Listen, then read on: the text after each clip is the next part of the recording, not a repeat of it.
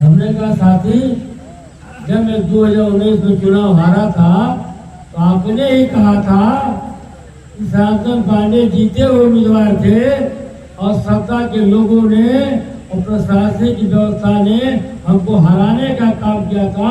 जो आपने कहा था, जो आपके टीवी चैनल ने चलाया था, जो इलेक्ट्रॉनिक मीडिया ने चलाया था, उसी बात को मैं दोहरा रहा हूँ कि भारत का संविधान खतरे में है।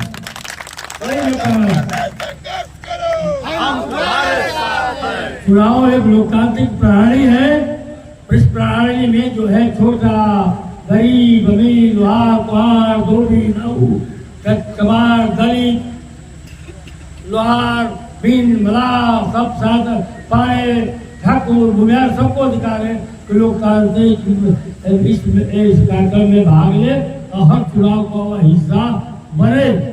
उसकी जीत हार जनता तय करती है, उसका जो है नाम और जात नहीं तय करती है। तो मैं कह रहा हूँ कि इसलिए मैंने कहा है कि भारत का लोकतंत्र खतरे में है और भारत का संविधान खतरे में।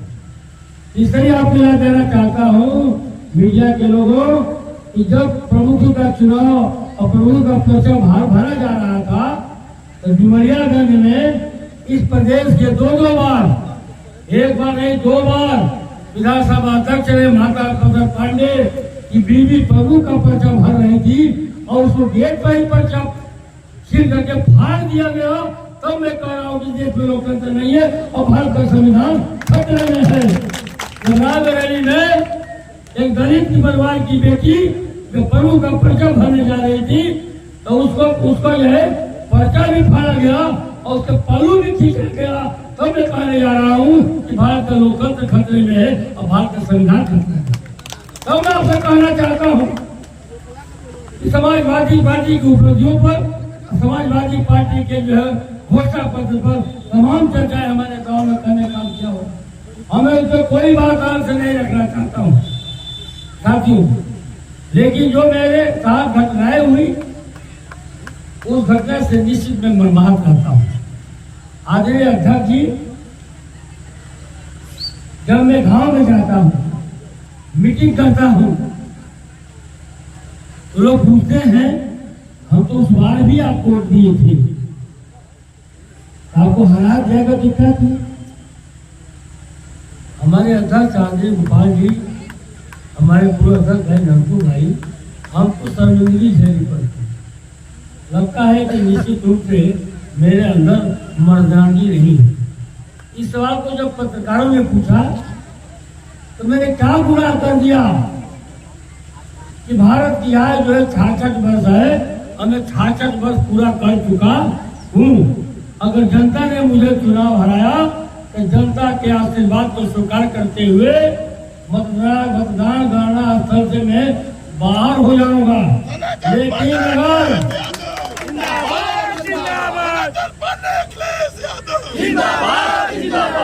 जनता ने मुझे चुनाव जिताया और प्रशासन और भारतीय जनता पार्टी के गुंडों ने परिणाम को रोकने का प्रयास करेंगे तो मैं अपने मरने से पहले मैं कलेक्टर को मार दूंगा।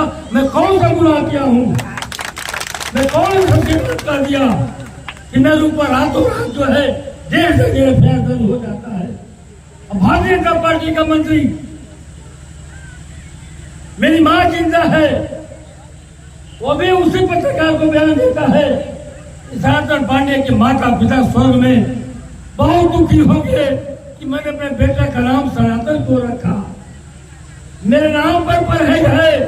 सनातन धर्म का प्रचार करने वाले और सनातन धर्म के नाम पर वोट लेने वाले, अगर किसी माँ का बेटा का नाम सनातन है तो तुम उस पर भी परहेज है। इससे मतलब कि तुम सनातनी नहीं हो, तुम दिखावे हो, तुम्हारा झूठ का पुलिंदा खुलने वाला है। मेरी माँ ने आकर के अखबारों में पत्रकारों से कहने काम किया, मैं नहीं जानता हूँ। हम उस दिन मेरा प्रोग्राम आदरणीय अध्यक्ष जी जो बहरिया में था, हम अपने प्रोग्राम से हटते नहीं है।